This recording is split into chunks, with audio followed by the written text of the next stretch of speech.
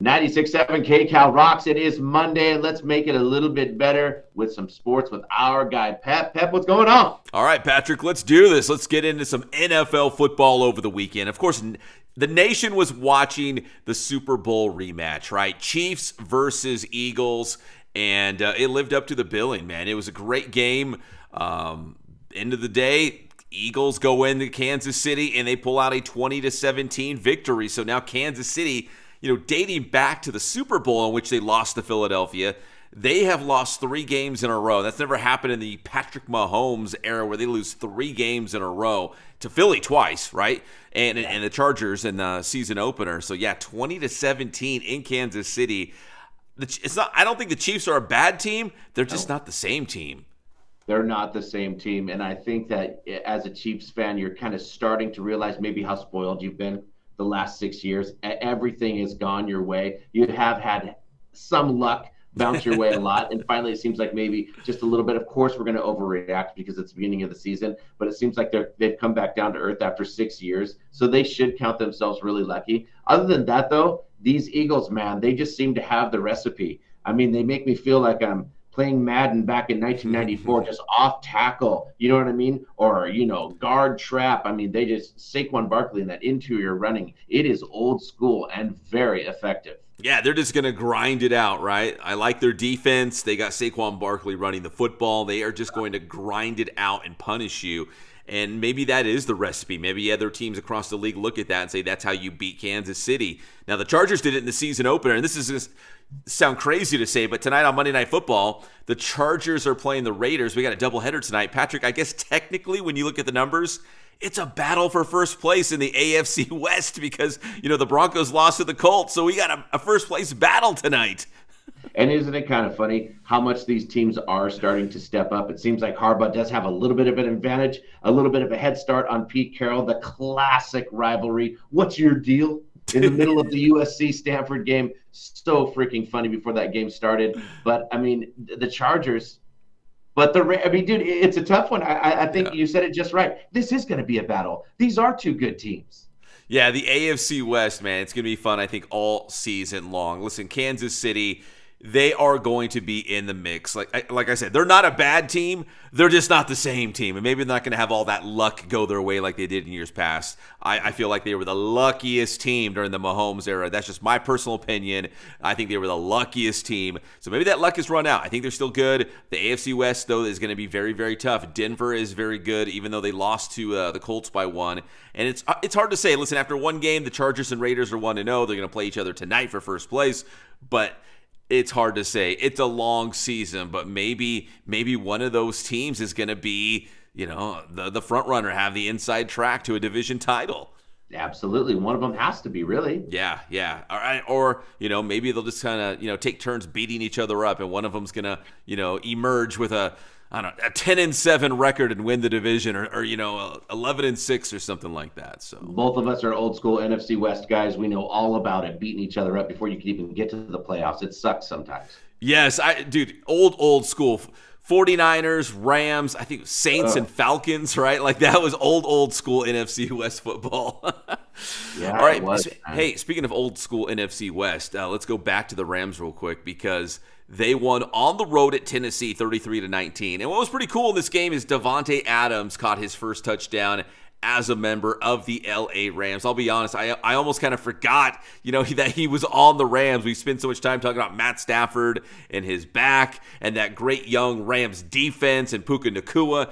Oh yeah, by the way, Davante Adams is still really good, and he caught his first score.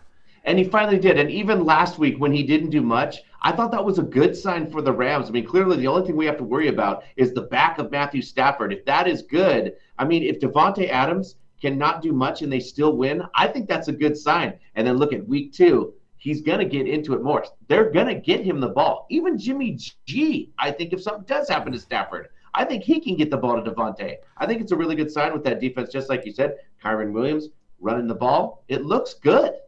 Yeah, and hopefully Matt Stafford stays healthy. That's the biggest thing, right? Like back injuries are no joke, and like it only takes one play, right? To, I've had some back issues before. It's not fun. I can only imagine trying to play quarterback in the NFL with guys trying to, throw you to the ground, land on you, all those sorts Oh, of yeah. things. Like, oh my gosh. I mean, he's probably going to the chiropractor, on Monday mornings after a game or, get adjusted. But yeah, if he can stay healthy, if Devontae Adams can do what he needs to do, they don't have to lean on him to win games. Just play his role.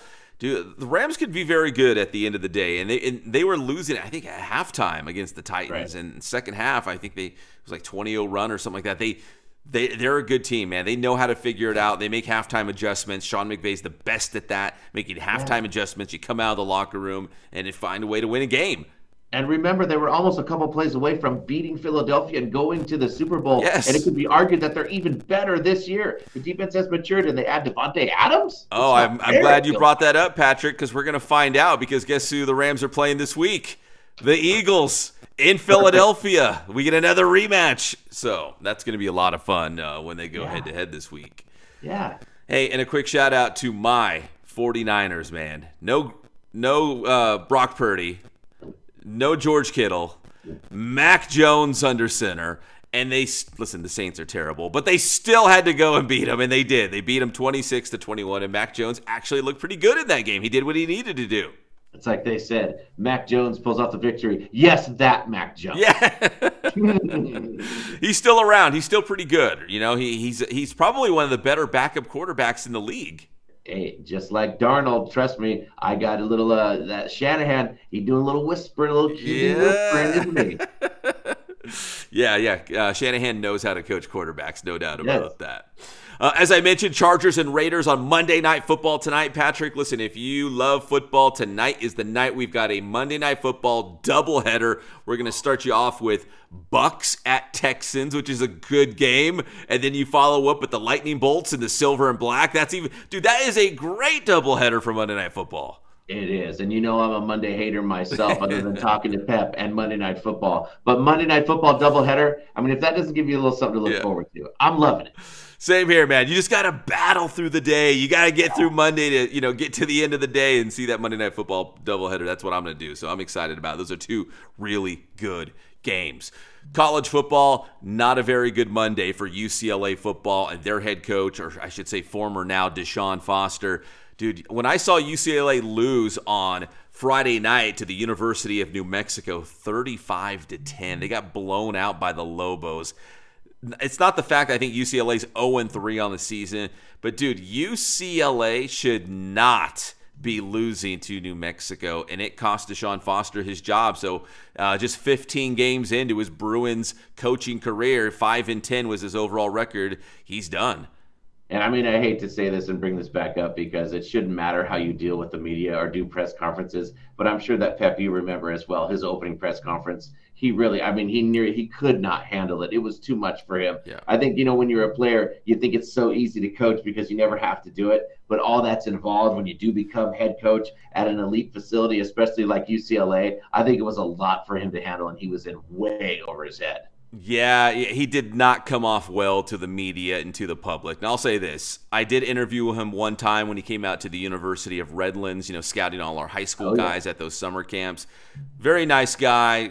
Cool. Totally cool to do the interview.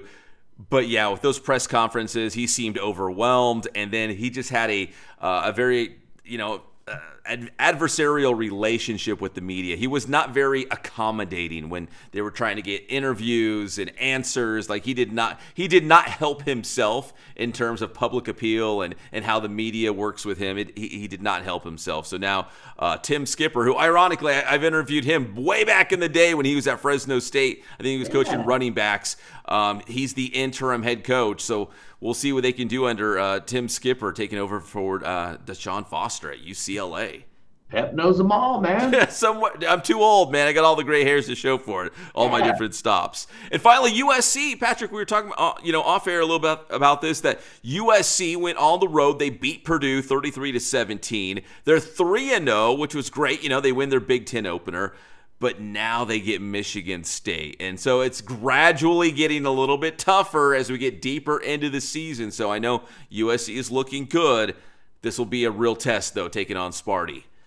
You know what? We talked about, the very beginning of the season, like, oh, man, these are tomato cans, right? Yeah. And we talked about, hey, maybe this is the way to do it, to kind of ramp up the competition, go to the tomato can.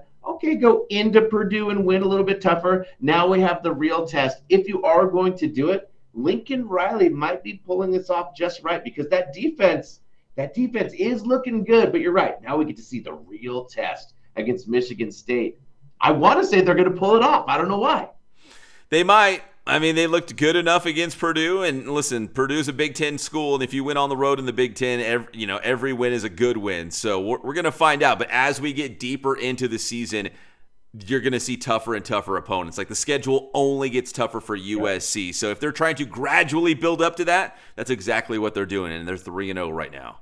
Yeah, they are, man. Well, enjoy the Monday Night Football doubleheader. Mr. Pep, tell them how to get your stuff. Hey, between now and the doubleheader tonight on Monday Night Football, you can go to Inland Sports on X, on Instagram. We're also on Facebook. You can find us on YouTube. If you like local football, check us out. That's Inland Sports. Thanks, Pep.